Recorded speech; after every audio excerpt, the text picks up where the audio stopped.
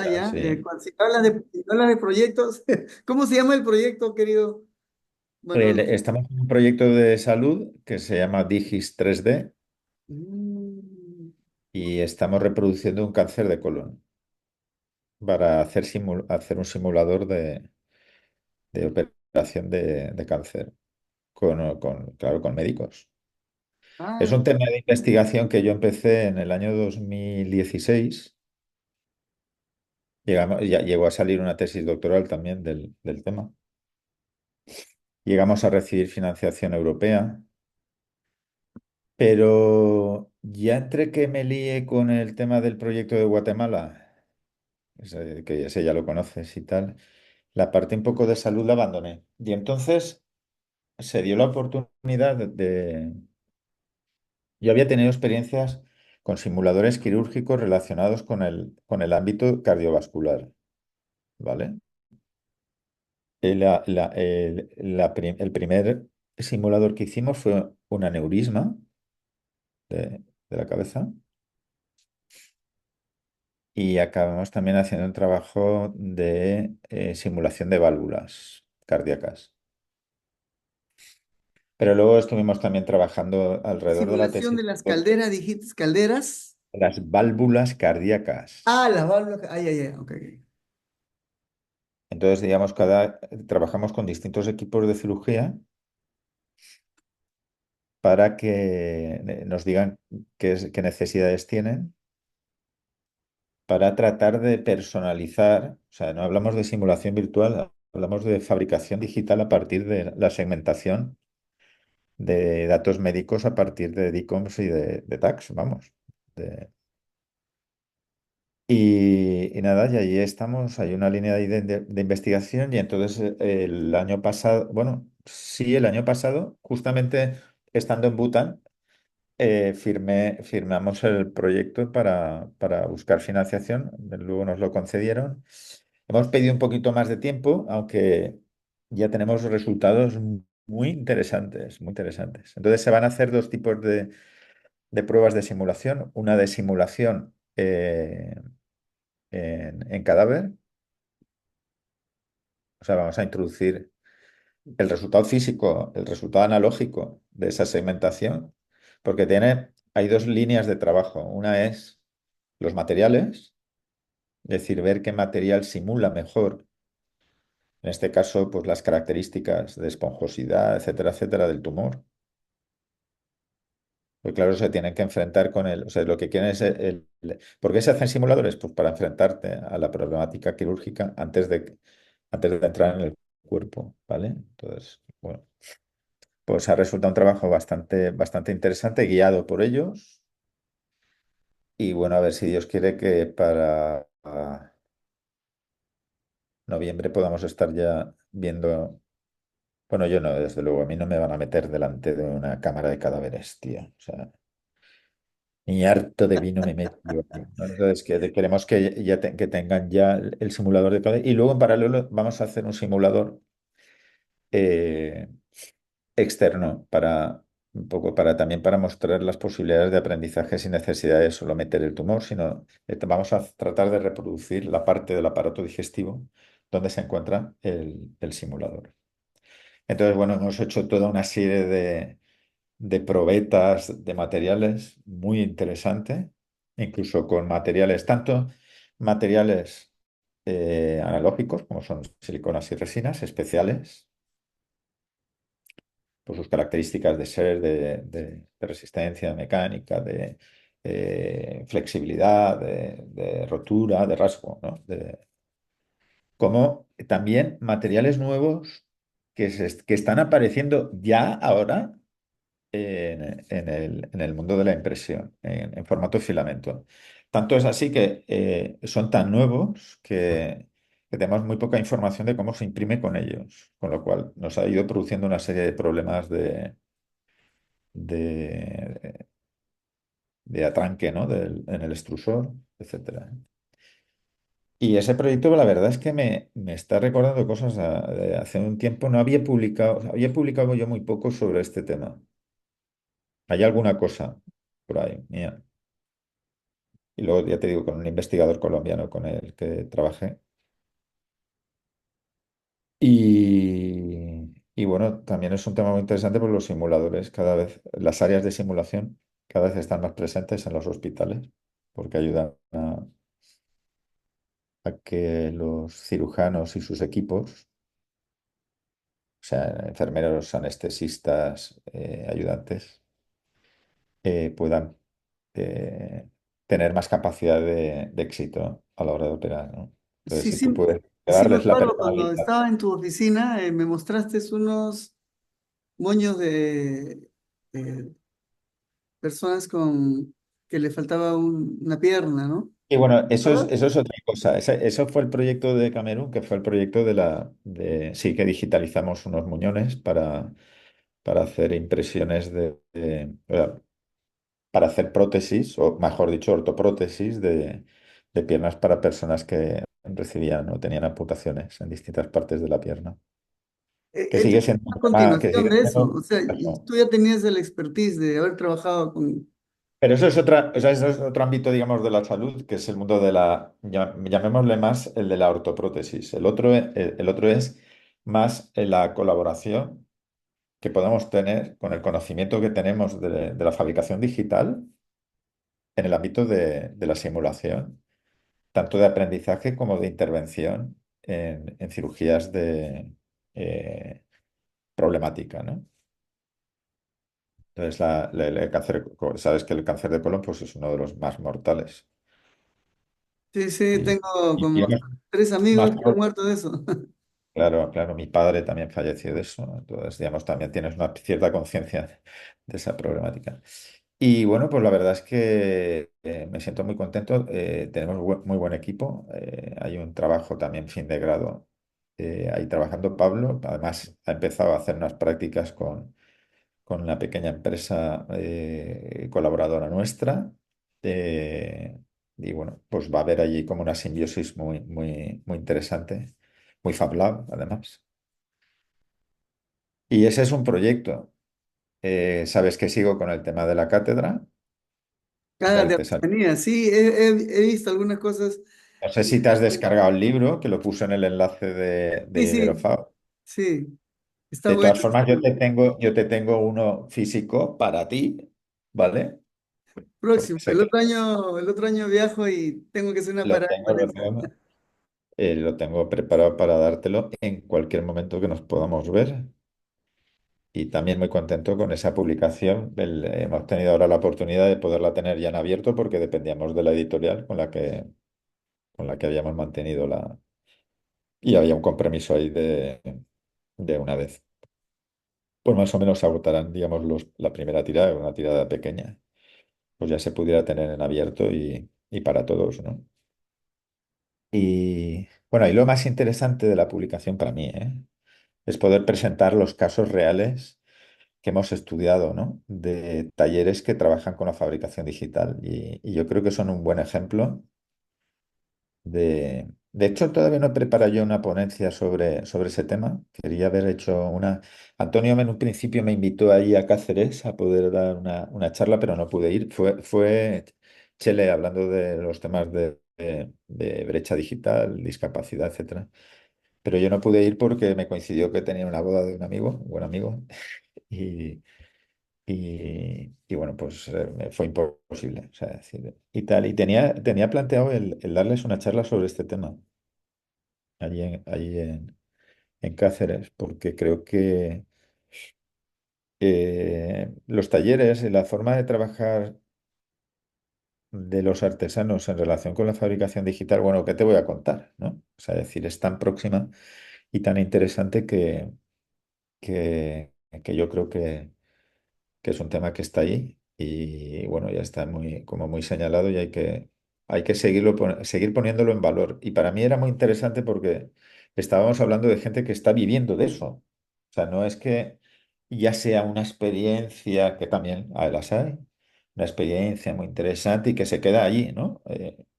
Y tal, sino que es algo que está empoderando a mucha gente, bueno, al menos a un pequeño grupo de gente y y que están haciendo negocio, incluso que está permitiendo o ha permitido la transformación de sus talleres y de sus negocios.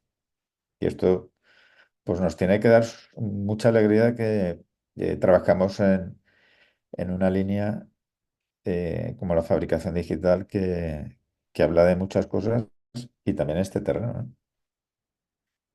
¿Qué piensas, Y Walter, de esto? respecto pensaba en lo que hablas de la línea de la fabricación digital, pero eh, he tenido oportunidad de hacer los talleres con Anastasia, con Ana Balbur, Sí, con Adriana Cabrera, y he descubierto, bueno, yo le había visto ya de refilón, siempre las veía trabajar ellas sobre sobre los materiales. la potencialidad, ¿no? De los soft robotic, que le llaman la robótica Ah, blanda. vale, Yo sí. personalmente he tenido oportunidad de hacer esos prototipos chiquititos, rápidos, se hacen en un par de horas, ya tienes obviamente un par de horas cuando tienes los moldes, ¿no? Seguramente que cuando la Adriana hizo los prototipos, le tomó mucho prueba y error hasta que llegó Claro, claro, al, al óptimo, ¿no? Y claro. eso te puedo decir con programación, me pareció alucinante. Eh, también había visto yo en trabajo con hilo conductivo y con microcontroladores, pero en tela. Yo lo había visto hace años en CEU San Pablo con Covadonga, no sé si te acuerdas de ella. Hombre, con Coba, ¿cuántos Sí, años? sí, con ella. Entonces lo vi, pero a los inicios, ¿no? Te hablo del 2015, Claro, 2016. era cuando la época del, ¿cómo se llamaba? El mini Arduino, ¿no? Sí, El sí, sí, mini sí, sí, Arduino, que era el circularcito este, claro. ¿no? La placa que se metía, Sí, que se podía coser sí. Pero y ahora, había ahora proyectos. ella, Eso estamos hablando hace 10 años, ¿eh? Más, sí, pero o menos, ahora ¿eh? Una década. los sistemas, estos mm, circuitos, son alucinantes porque se pueden lavar, le cae el agua y la conductividad no cambia. Uy, que es una locura. Las cosas que pueden hacer. Claro, el mundo de la moda todavía se está iniciando también todo un recorrido Y eso de ese. Adriana. Y lo otro que me llamó la atención fue de Anastasia. Ujú. Anastasia, eh, bueno, había leído en teoría, ¿no? Pero el trabajo de convertir la fibra no es fibra, es un gel, tipo gelatina ¿cómo le llaman esto? El cambuya creo que es, que Y lo, la cambucha esta, campucha, que hacen un procedimiento con un tipo de gel gelatina y que lo claro, convierten ¿sabes? En fibra. Una locura. Y es la le kombucha, mezclan colores, lo hacen fosforescente. es la kombucha. Kombucha, sí, sí. Y me pareció alucinante. Y ahora último he estado leyendo a Adriana, Adriana me ha mandado unos trabajos de ella de materiales, biblioteca de materiales, de allá de Alemania, de Kunfang, no sé, una universidad donde está ahí, es un nombre así que, que me parece que está masticando moja, un nombre así. Ah, bueno, vamos a ver. En estos momentos hay distintas ya materiotecas repartidas por el mundo, ¿vale? O sea, es decir, la materioteca no es, las librerías de materiales no es una cosa nueva, ¿eh? Lo que pasa es que sí que es verdad que no es lo mismo una materioteca basada en materiales industriales o transformados o semitransformados que la industria te ofrece, sean más clásicos o más nuevos. No es lo mismo una materioteca de madera, una maderoteca, por ejemplo. Aquí hay Hay una que está cerrada y no sabemos dónde está, aunque yo creo que tengo evidencias de dónde puede estar, de un señor que era un marino, un capitán marino, y que viajaba por el mundo y iba recogiendo maderas de todas partes. Hizo durante 30 años de marino mercante, hizo una maderoteca. Y eso habrá que descubrirlo.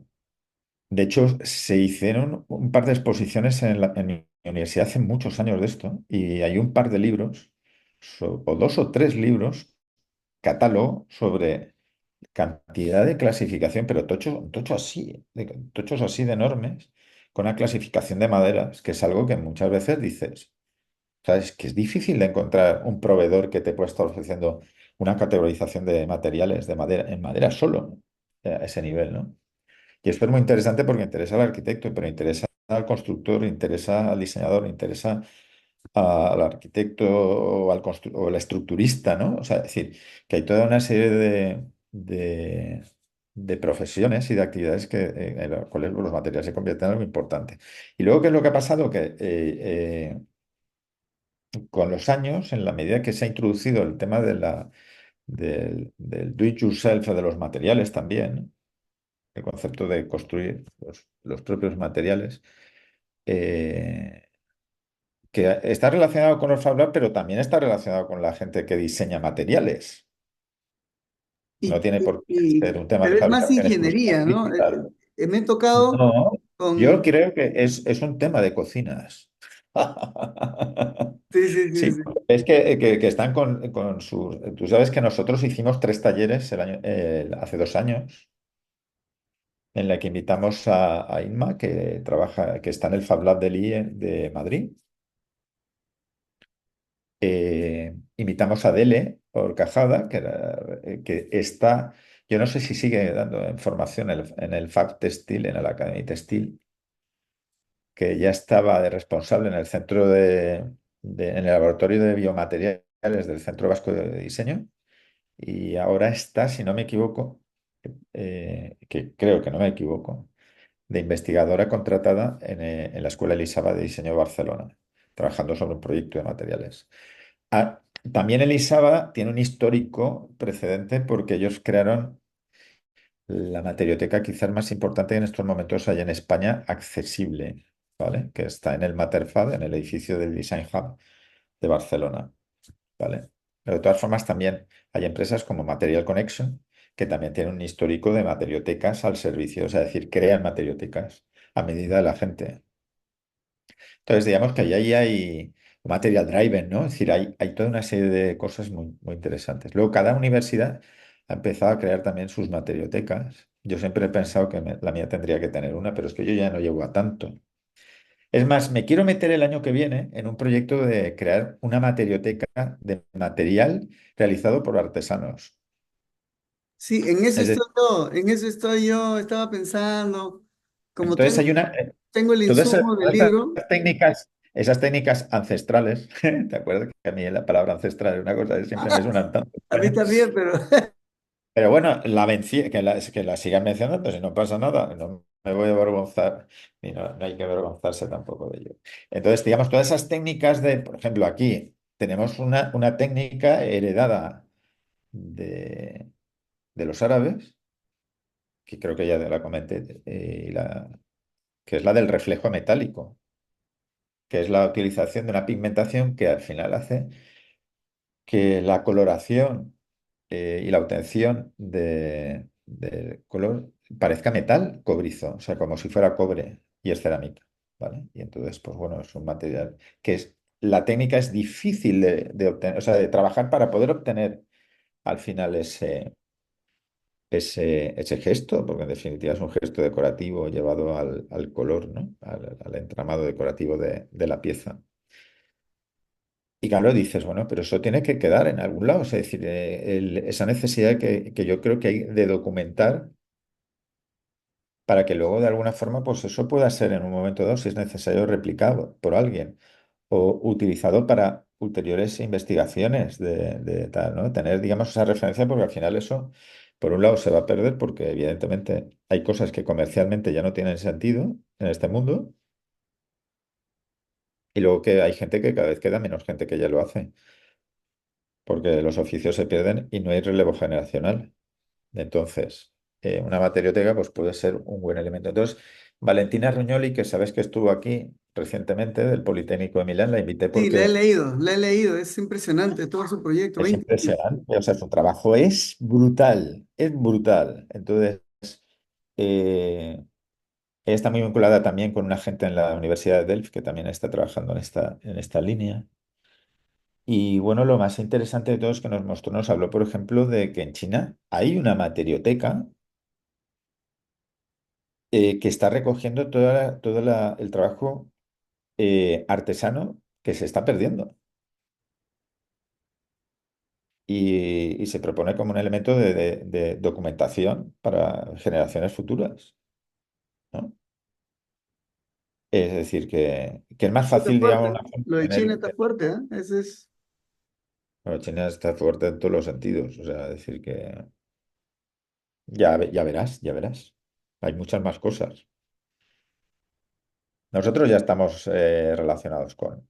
Yo ahí ya no puedo decir más.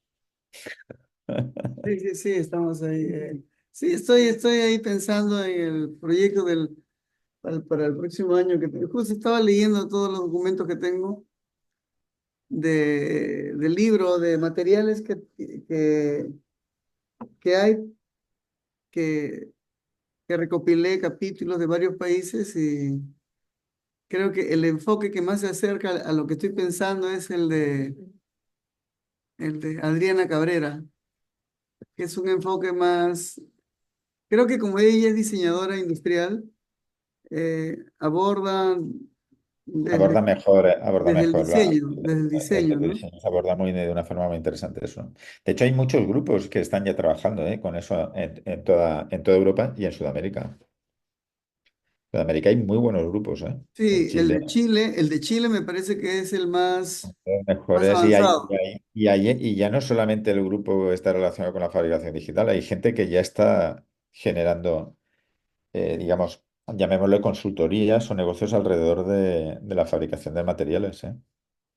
Y ya no solamente organizando talleres, sino asesorando a gente, etcétera, ¿no? Sí, la finalidad al final eh, es que de alguna forma el diseñador también se pueda preocupar de diseñar el propio material con el que fabricar las cosas. Entonces, una de las cosas que salió en los encuentros que tuvimos con Valentina, con los alumnos, profesores y tal, y los investigadores también, era el tema de decir, bueno, ¿y esto, el potencial que tiene, cuándo lo va a adoptar la industria?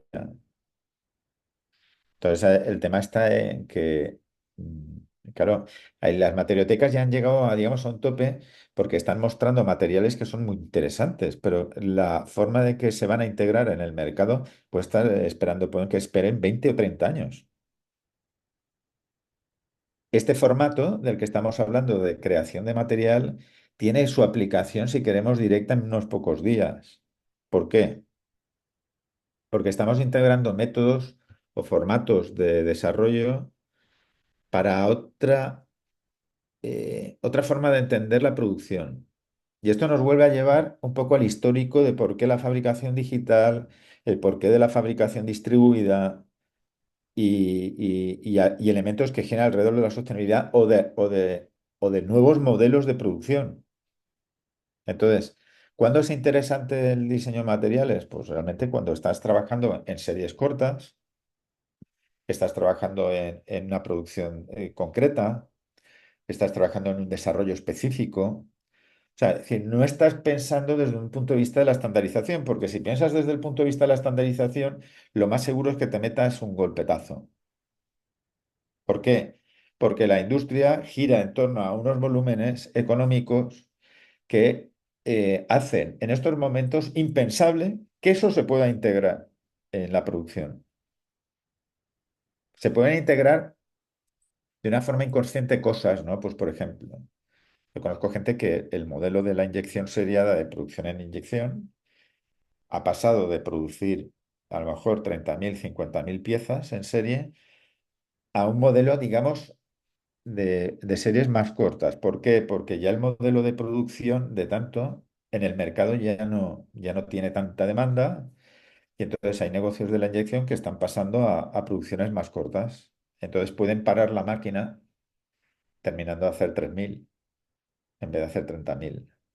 Quizás los diseños son menos complejos porque no puedes entrar en la realización de moldes con una cierta complejidad porque si no la elevación del costo de los moldes. Pero bueno, es entrar en un cierto equilibrio y entonces, ¿qué están haciendo? Pues sí, lógicamente el plástico se está empezando a transformar y se está derivando en inyectar materiales reciclados, componentes biodegradables, etcétera, etcétera.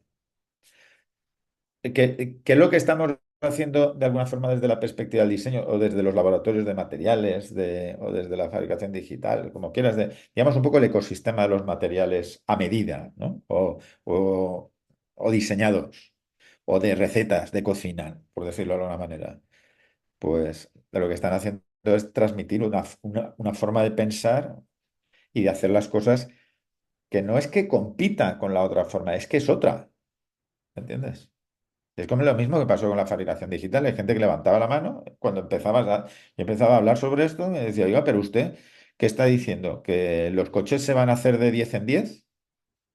¿Sabes? Bueno, la verdad es que la historia nos ha empezado a dar un poco más la razón a nosotros, ¿sabes? Porque ya ha habido experiencias de fabricación distribuida de vehículos impresos en 3D, por ejemplo. Sí, he visto, lo vi en, ¿dónde lo vi eso? Un carro Y hicieron luego, en Barcelona, creo, cuando fue en Barcelona. sí, pero eso ha habido problemas con esa empresa en Estados Unidos, ¿eh? Cosa que te puedo decir que ya no existe esa empresa. Pero es que es muy largo todo eso, o sea, es muy largo. Pero es verdad que cada vez se está adoptando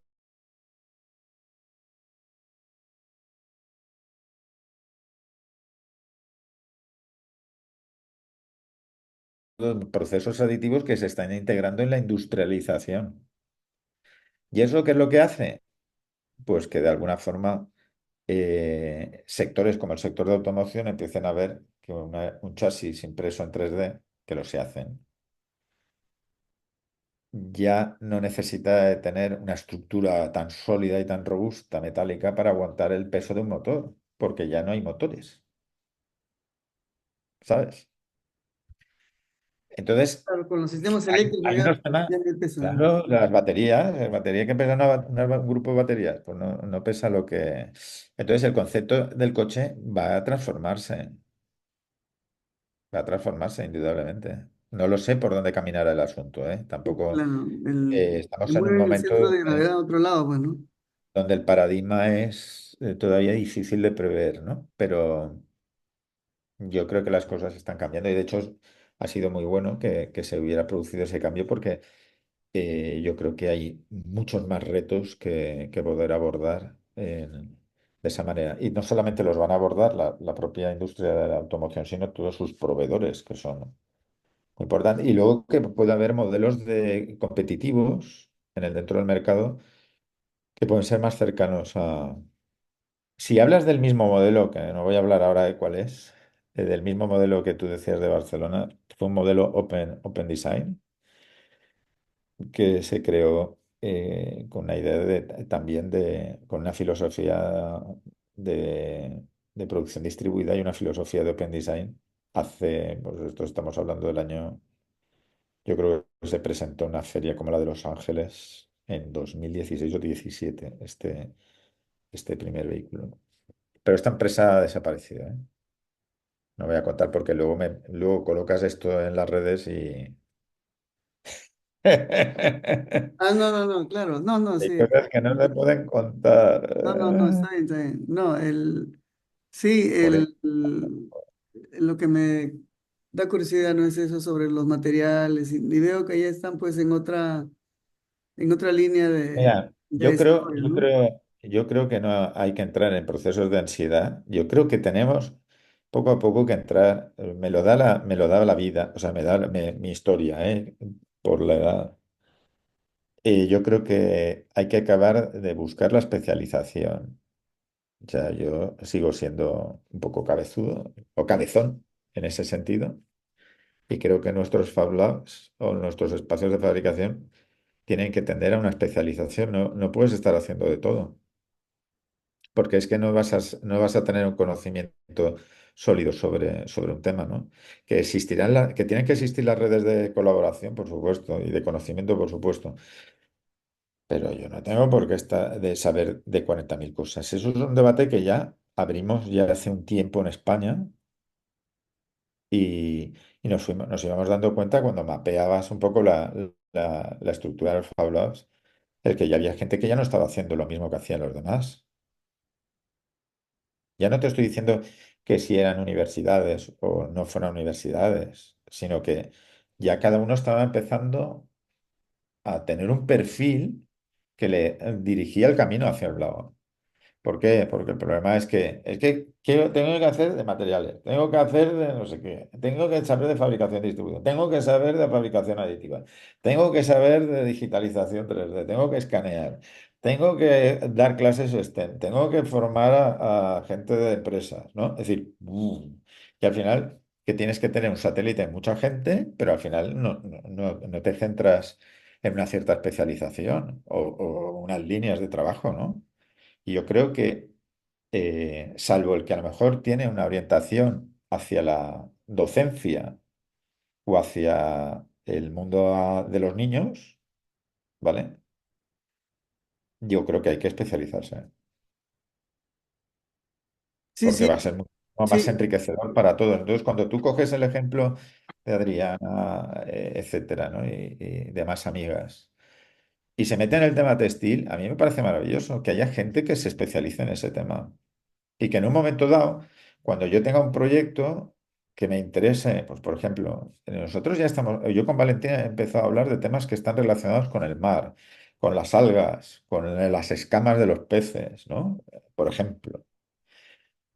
Y cuando ya tengamos gente, o nos metamos en líneas de estas, qué bonito que alguien que haya podido tener una experiencia que está con los salmones allí en Suecia, pues nos pueda decir, oye, pues yo estoy haciendo experiencias con las escamas del salmón, ¿sabes? O O en con Chile, ¿no? En Chile también que o Chile, hacen por ejemplo, ¿no? bioplástico con Bioplásticos, con las el- algas, o con lo que sea, ¿no? Entonces, pero yo ya acudo a quien tiene el expertise.